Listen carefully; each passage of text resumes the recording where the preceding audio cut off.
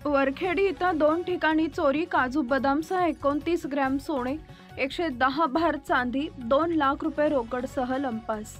धुळे तालुक्यातील वरखेडी इथं रात्री धाडसी चोरी झाल्याचं निष्पन्न झालं असून यात वरखेडी बहिरम मंदिर शेजारी राहत असलेले येथील शेतकरी तथा दुग्ध व्यावसायिक किशोर शिवराम धनगर हे घराबाहेर झोपण्यास गेले असता रात्री चोरट्यांनी मागच्या दरवाजाचे कडीकोंडा तोडून कपाटातून शेती पीक कर्ज योजनेसाठी घेतलेले 1.5 लाख रुपये व डेअरीचं कर्ज 50,000 असे एकूण 2 लाख रुपये रोकड चोरट्यांनी लंपास केले।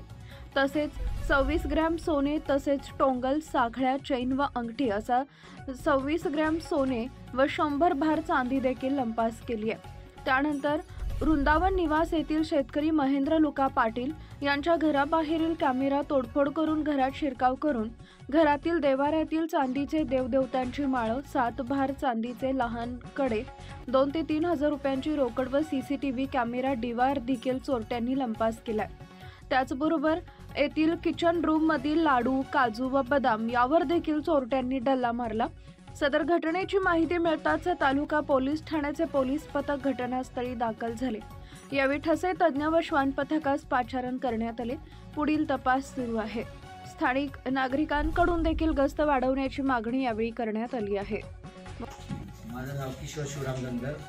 काल रात्री 1 वाजेच्या सुमारास माझ्या घरातून मागच्या दारातून चोरांनी चोरी केलेली घरफोडी करून सुमारे जवळपास 5-6 लाखाचा ऐवज त्यांनी लंपास केलेला आहे। 2 लाख रुपये रोकड होती, मी शेतीचं पीक कर्ज काढलेलं आहे आणि दूध डेअरीवरून उत्सव घेतली 50,000 रुपये अशी रक्कम आणि आई वडील गावी गेलेले आहेत। त्यांचं जे सोनं झालं होतं, कानातले टोंगल होते 10 ग्रॅमचे, 100 ग्रॅमच्या बोटपाटल्या होत्या, कानातल्या साखळ्या होत्या 6 ग्रॅमच्या, मुलाची चेन, अंगठी असा सगळा ऐवज त्यांनी लंपास केलेला आहे। देवघरातले चांदीचे देव असं सर्व ऐवज त्यांनी लंपास केलेलं आहे।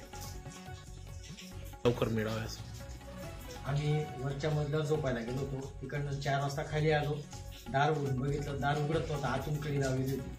खिडकी उघडून बघितली तर आम्हाला सगळी कपाट वगैरे काढलेली दिसली। आम्ही लगेच मागच्या दारून बघितलं, सगळे कपाट वगैरे मोकळे करून सगळं सोनं नाणं ऐवज त्यांनी लंपास केलेला होता। लगेच तात्काळ पोलीस प्रशासनाला 112ला कॉल करून तक्रार नोंदवली। पोलीस प्रशासन आलं, त्यांनी सगळं श्वानपत्र वगैरे येऊन चेक केलेलं आहे। प्रशासनाला एकच विनंती, त्यांनी लवकरात लवकर तपास करून आमच्या जे काही ऐवज त्यांनी लंपास केलेला आहे तो आम्हाला परत मिळून द्यावा। पाटील जे आमच्या भाच्याचा फार्म हाऊस आहे इथं वरखेडी गावामध्ये आर्ली रोडला आमचे पाहुणे आणि बहीण भाच्याकडं मुंबईला त्याच्या मुलाच्या जन्मदिवसासाठी गेलेले असताना मागील 2-3 दिवसापासून घर बंद होतं। तरी आमच्या इथं वॉचमॅन आणि त्याचा परिवार आहे, पण काल रात्री ते बाहेर CCTV तोडून काही चोरट्यांनी आत प्रवेश करून सगळं सामान आमचा अस्तव्यस्त केलेलं आहे।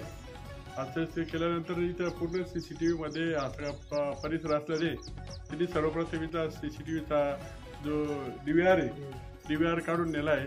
त्याच्यात आमचे देवारातले जे देव होते, देव, लहान मुलाचे चांदीचे बरेचसे आमच्याकडं हे होते वस्तू, त्यात लहान मुलाची वस्तू आणि सोबत एक 5 ग्रॅमची आमच्या बहिणीची मनीची पोत होती, ती पण इथून गेलेली आहे। त्या चोरांनी सविस्तर एकदम शांततेने चोरी केल्यानंतर आमच्या इथं आपण पाहाल की काजू बदाम वगैरे जे आमच्या मुलांसाठी इथं ठेवले होते ते सुद्धा इथे खाल्लेले आहेत आणि त्यानंतर त्यांनी इथून पलायन केलेलं आहे। आमचं बरंचसं नुकसान झालेलं आहे। तसं तालुका पोलीस स्टेशनची गाडी रोज येतच असते, पण तालुका पोलिसांनी या परिसरात वरखेडी परिसरात गस्त वाढवावी, त्यांचं सहकार्य कायम असतं।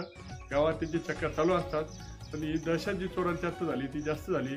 तर कृपया तालुका पोलीस स्टेशननी वरखेडी परिसरामध्ये अजून एखादी गस्तीची चक्कर वाढवावी अशी आम्ही विनंती करतो। नुकसान खूप झालं आहे।